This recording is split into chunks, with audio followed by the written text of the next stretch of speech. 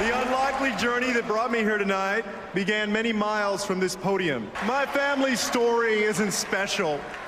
What's special is the America that makes our story possible. Ours is a nation like no other, a place where great journeys can be made in a single generation. No matter who you are or where you come from, the path is always forward. Then Mayor of San Antonio, Julian Castro, first grabbed the country's attention with his keynote speech at the 2012 Democratic National Convention.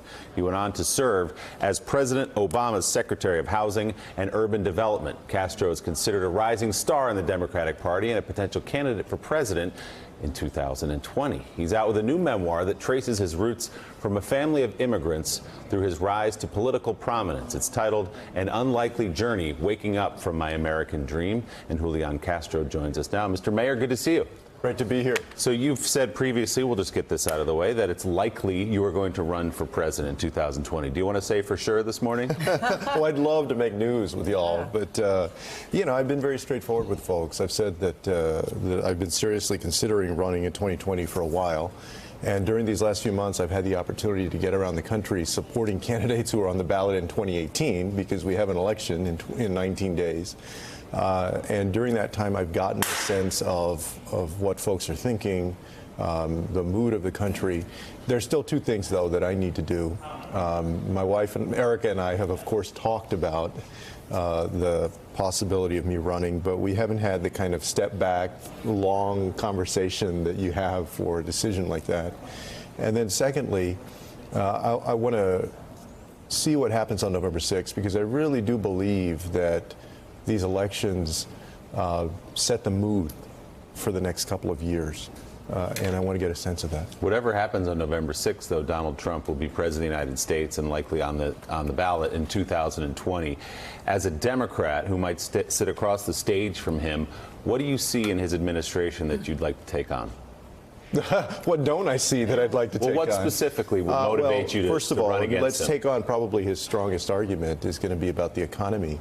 I mean, he's like a guy who got the ball on the 2-yard line and got it over the goal, and now is claiming that he did the whole drive. Basically, when Barack Obama took office, we were losing more than 700,000 jobs a month.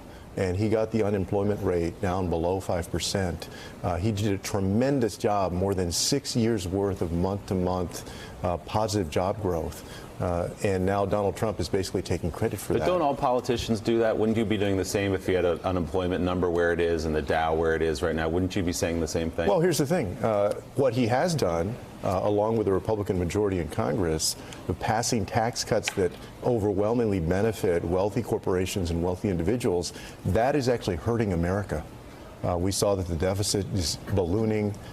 I believe that folks are going to feel the effect of those tax cuts, especially in certain states in the coming years. So when we get to 2020, the picture may be different from what it looks like right now. Joe has a question for you, Mr. Mayor. Mr. Secretary, let's talk about this election, November 6th. We'll get to 2020, like you said, after November the 6th. But in Texas, a Democrat hasn't won statewide there since Karl Rove and George W. Bush set up shop. A lot of people thought Wendy Davis had a shot. It ended up that race wasn't even close. What about Beto? What do you think his chances are? I think that he has the best chance since anybody in 25 years. He has run clearly the strongest campaign that anybody has run in Texas in a long time. As you know, he's outraced Ted Cruz. He has all the momentum in this race. He had a good debate the other night. And so I believe that he has a shot. I believe that this is one of those situations that we may wake up on November 7th and where the dam just broke, where it didn't seem to make sense from the numbers coming in, but something happened. You know, there was an analysis a few days ago that that looked at the race if 6% of Republicans switched over to vote for Beto. And it found that even at 6%, it wasn't enough to get him over the top. Yeah, I have a feeling that it could be, that defection rate could be greater than 6% among Republicans in Texas from Ted Cruz. We certainly have a long way to go.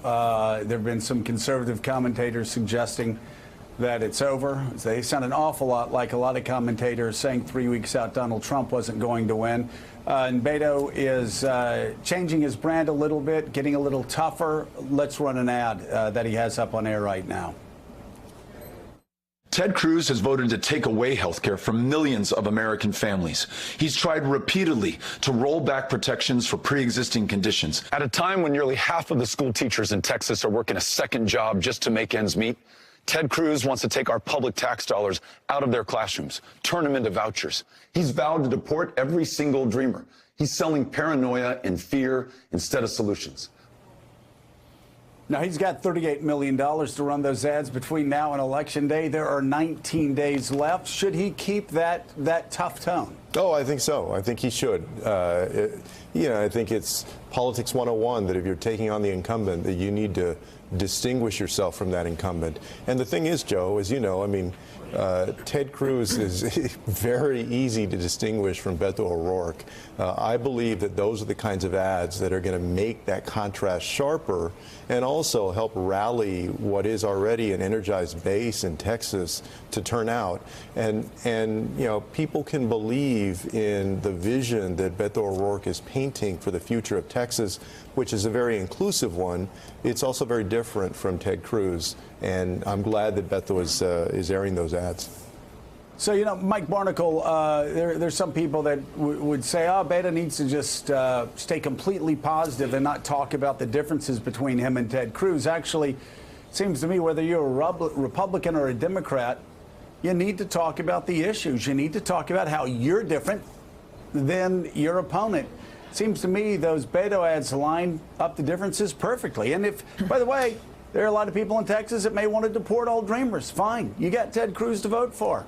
If you think, though, that's an inhumane policy and goes against what the American dream's all about, well, then maybe Beto's your guy. Don't you think he should stick with that sort of tough message over the next 19 days? Well, yeah. I mean, Beto mentioned one of the key words in this election cycle, not just in Texas, I think, but throughout the country, and that word is fear.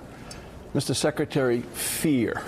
Given the culture that we're all a part of, given the politics of the specific era, today's politics led by the President of the United States, going around the country with the specific intent of dividing us rather than uniting us. In your state, we have 13,000, at least 13,000 children who have been kidnapped, in effect, and are living in refugee camps, for lack of a better phrase, along the border.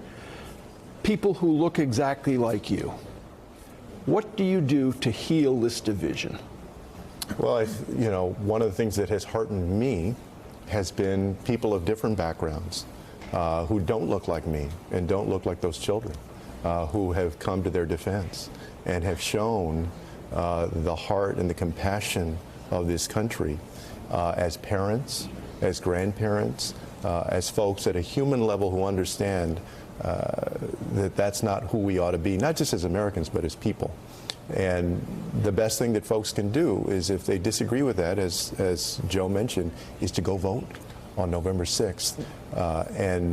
We have an administration that has not been held to account by Congress. We have an opportunity to change that in 19 days. But so how do you specifically, in speaking to people, I mean, you're on the verge of maybe announcing your candidacy for the presidency. How do you specifically take the them and the other that, is referenced all the time out of the equation? How do you address that? Well, I think that one of the ways I address it is to talk about our shared history in this country as a nation of immigrants. It doesn't matter what the color of your skin is. Most of us came from somewhere else. And that still has a resonance in this country.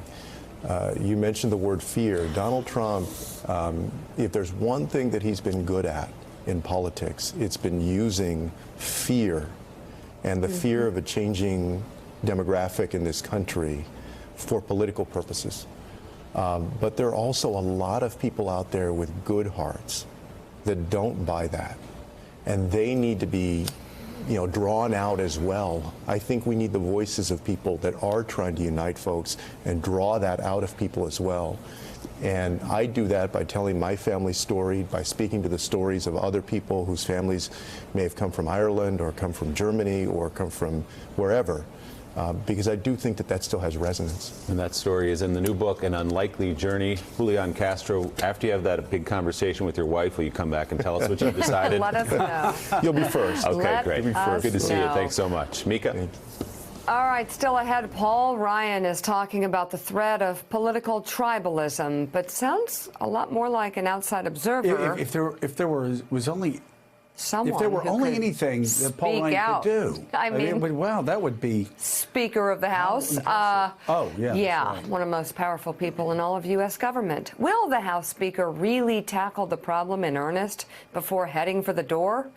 Morning Joe will be right back. Thanks for checking out MSNBC on YouTube, and make sure you subscribe to stay up to date on the day's biggest stories. And you can click on any of the videos around us to watch more from Morning Joe and MSNBC. Thanks so much for watching.